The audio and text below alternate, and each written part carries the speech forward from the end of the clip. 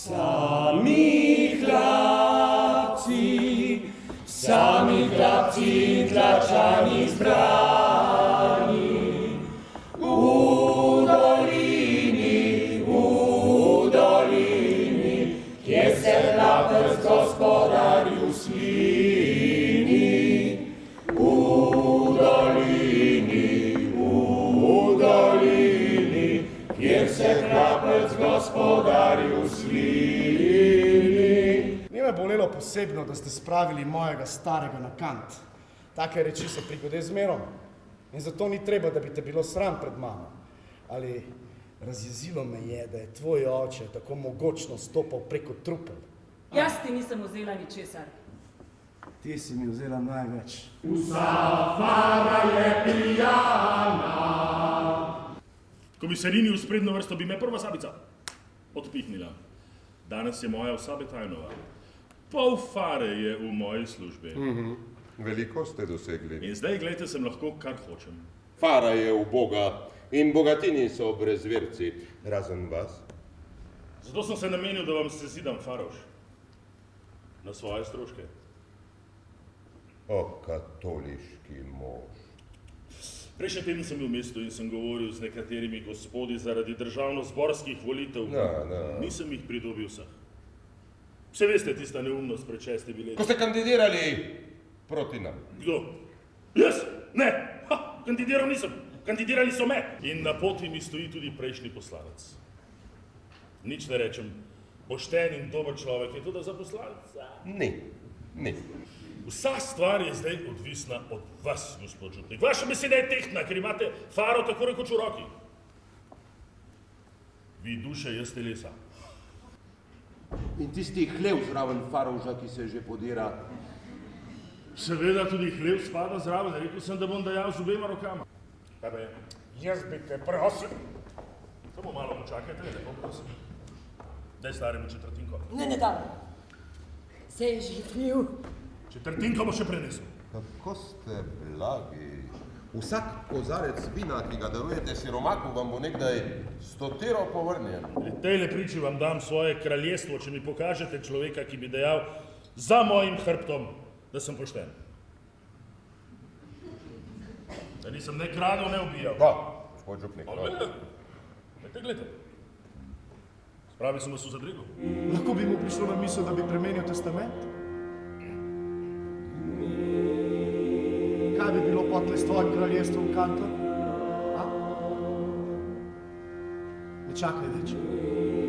Samo moči. Bojazljivec. A si ti tresejo noge, Kantor?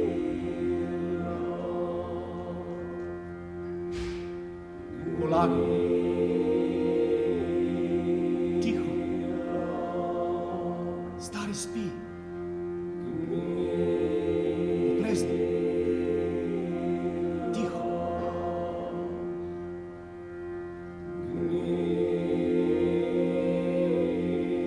Primi. Stisni.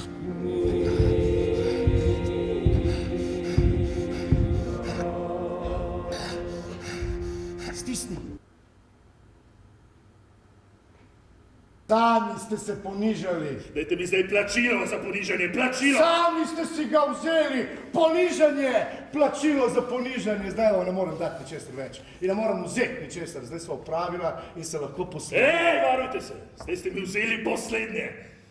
Vi nosite sabo predragocene reči, da bi vas pustil na cesto. Prišli ste in ste me ukradli, zato se nič ne pritožujte, če vam zdaj pred nosom zaklinem duri, ker naravnost.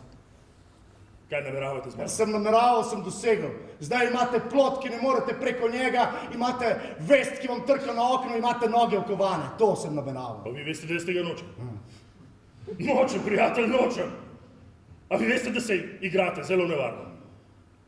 Glejte, jaz nočem plota, nočem vesti, nočem nog okovanih, jaz nočem. Ker jaz nisem tiholazec. Sramežljiv, bojazljiv, omoraljen, tiholazec. Jaz moram naprej, zato res poti, prijatelj. Ne pojdete naprej.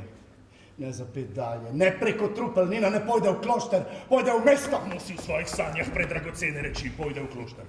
Rekel sem vam, da ne maram plota in nevesti. Če mi je kamen na poti, ga brcnem stran.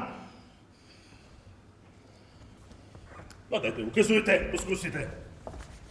Okradli ste jo, vrnite mi očetov denar. Daj, Okradli ste mojega očeta.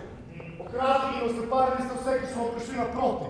Vaše kraljestvo je ukradlo. Koliko je v njem beračev ste jih vi okradli, ste jih svekli, vrgli na cesto. Krono z glave, žezlo z roke. Dalje. In dali boste krono z glave, dali boste žezlo z roke, niti za korak naprej ne boste razširili svojega kraljestva. A ste že čutili, da se že giblje tam doli, da se že upirajo vaši sužnji? To je moje delo, kralj veličastni. To je plot, to je vest. Kdo mi sname krono z glave? Jaz. Gospodek, mladi, odkot ta pogum? Odkot ta moč? V teh vaših mehnih rokcah, kje pa mi mislite prijeti? Kam udariti? Tako malo je potrebno, da bo duša čista. Hlapčuj za tole, hlapčuj, hlapčuj za tole, hlapčuj. Hlapec bodi, hlapec, hlapec, hlapec.